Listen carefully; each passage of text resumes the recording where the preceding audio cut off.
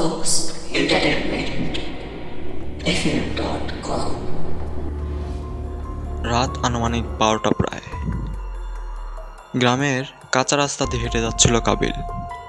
চারপাশে ঝিঝি পোকার ডাক, বাতাসে অদ্ভুত এক গন্ধ, আর দূরে হঠাৎ হঠাৎ শিয়াল কুকুরের ডাক।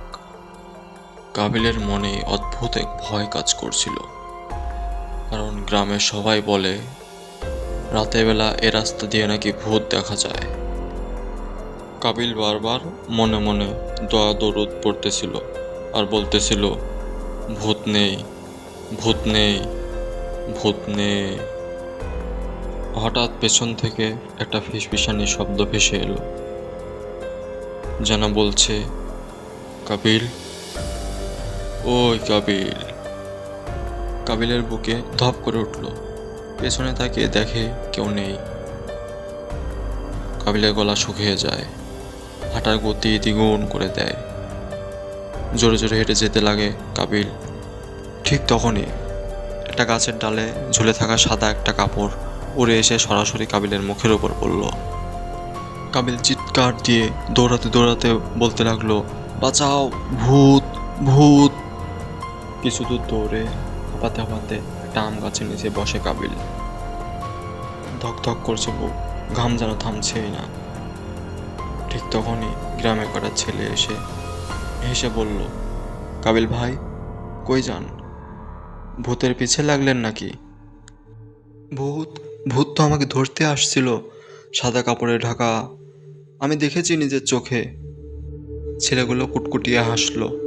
একজন বলল, ভাই, ওটা ভূত না, শোকাতে রাখা সাদা লুঙ্গি ছিল, আপনার মুখের উপর আইসা পড়ছে।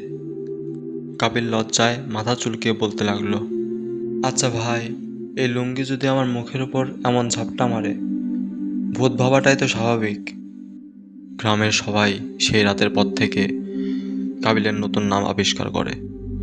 গ্রামের সবাই তাকে কাবিল ভূত বলে ডাকতো। ছোটরা কাবিল ভূত বলে তাকে খেপাতো। যেভাবে লেখা আছে সেভাবে পড়ার চেষ্টা করেছি। তারপর দেয়া আছে তার অ্যাড্রেস, ফোন নাম্বার, যেগুলো শেয়ার করা উচিত হবে না। আর যারা শুনছিলেন তাদেরকে জানাই অসংখ্য অসংখ্য ধন্যবাদ।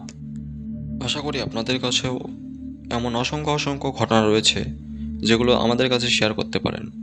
আমাদের ইমেল অ্যাড্রেস হলো fmghostentertainment@gmail.com।